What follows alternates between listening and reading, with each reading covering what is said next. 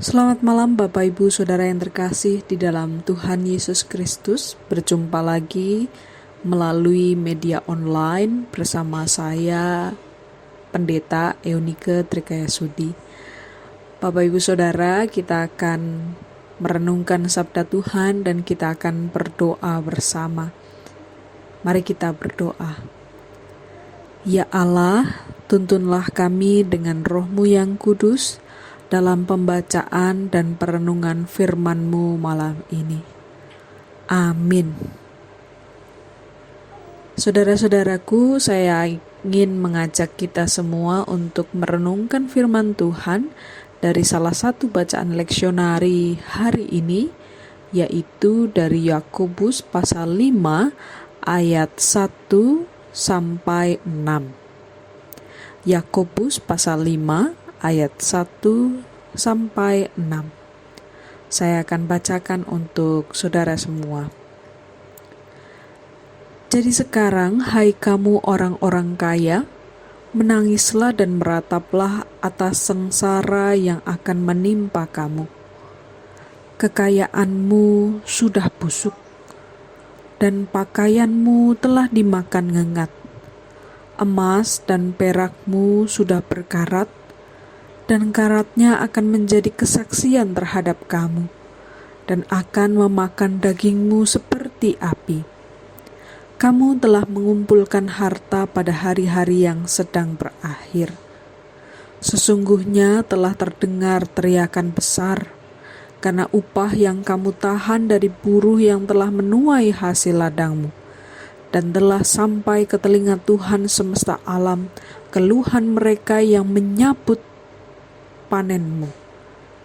Dalam kemewahan kamu telah hidup dan berfoya-foya di bumi. Kamu telah memuaskan hatimu sama seperti pada hari penyembelihan. Kamu telah menghukum, bahkan membunuh orang yang benar, dan ia tidak dapat melawan kamu. Saudaraku, apakah salah jika kita bercita-cita menjadi orang kaya? Banyak yang berpikir bahwa orang Kristen tidak boleh hidup dalam kemewahan, dalam arti kaya dan berkelimpahan. Anggapannya kemewahan selalu identik dengan keduniawian dan tidak rohani. Tetapi perhatikan ayat 5. Dalam kemewahan kamu telah hidup dan berfoya-foya di bumi.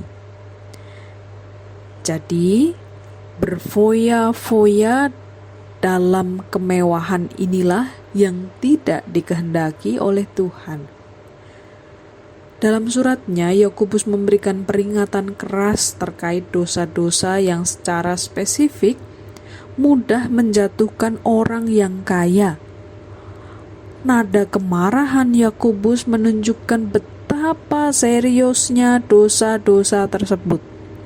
Kita diingatkan untuk tidak menoleransi dosa keserakahan, artinya mengumpulkan kekayaan demi memuaskan hasrat diri sendiri. Dan dosa ketidakadilan, memakai kekayaan untuk menekan orang lain di dalam diri kita.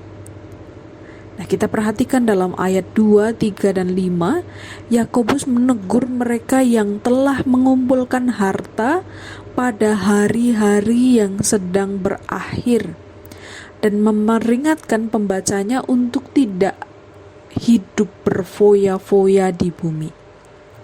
Dengan ilustrasi yang kuat seperti kekayaanmu sudah busuk, pakaianmu telah dimakan ngengat. Yakobus berusaha memperingatkan bahwa kekayaan tidak akan bertahan selamanya, dan kita akan dihakimi menurut cara kita hidup. Meskipun kita harus bekerja dengan rajin, tujuan kita seharusnya bukan untuk menimbun kenyamanan dan kesenangan diri sendiri. Teguran kedua Yakobus ditujukan kepada mereka yang mengambil keuntungan dari orang-orang miskin. Yakobus mengecam mereka yang menahan upah para pekerja, dan juga mereka yang membunuh sesamanya. Menurut banyak penafsir Alkitab, kata membunuh di ayat 4, 6 ini sampai 6 ini kemungkinan menunjukkan tindakan para tuan tanah kaya yang memakai pengadilan untuk merampas rumah orang-orang miskin, mereka yang tidak berdaya untuk melawan hukum. Di zaman sekarang ini, orang pun sudah mudah memanfaatkan sesamanya yang tidak mampu demi keuntungan pribadi. Ada kalanya para pekerja terlalu dituntut bekerja lebih atau dibayar terlalu rendah. Yakobus mengingatkan kita untuk berhati-hati dalam mata pencaharian kita. Pastikan kita tidak mengambil hak sesama dalam prosesnya. Nah, saudara-saudaraku, kembali kepada pertanyaan di awal. Bolehkah kita bercita-cita menjadi kaya? Jawabannya boleh. Boleh menjadi kaya. Namun mari bekerja dengan cara yang benar. Carilah harta dengan tidak merampas hak-hak orang lain. Kumpulkanlah kekayaan dengan tidak menghalalkan segala cara. Dan mari berpikir bahwa harta yang kita miliki bukan untuk dinikmati sendiri, sehingga kita pun tidak akan merasa berat ketika harus berbagi dengan orang lain. Mari kita berdoa. Ya Tuhan, kami mengimani bahwa semua rezeki yang kami miliki hari ini asalnya dari Engkau. Oleh karena itu, tolong kami untuk senantiasa mengedepankan kejujuran dan ketulusan dalam mencari rezeki melalui pekerjaan kami. Tolong kami juga untuk menikmati harta yang kami miliki bersama-sama dengan mereka yang membutuhkan. Kami berdoa bagi saudara-saudara kami maupun diri kami sendiri yang sampai hari ini masih bergumul untuk mencari pekerjaan. Kiranya Tuhan yang menolong dengan ketekunan, kesabaran, dan semangat dalam usaha mencari pekerjaan. Kami berdoa bagi saudara-saudara kami, para pengusaha, wira swasta yang menolong banyak orang untuk bekerja.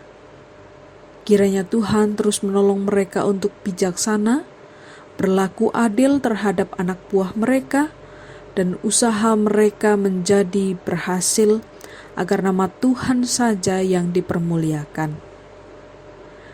Ya Tuhan, malam ini kami juga hendak beristirahat. Kami memohon perlindungan Tuhan di misteri malam hari ini. Jika Engkau berkenan, berikanlah kami kesempatan untuk bangun dari tidur, hidup, dan berkarya esok hari.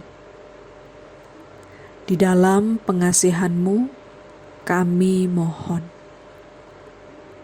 Amin.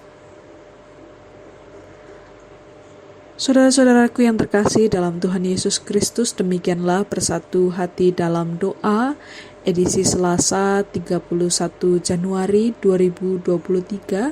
Sampai jumpa dalam bersatu hati dalam doa di edisi selanjutnya. Selamat malam, Tuhan Yesus memberkati.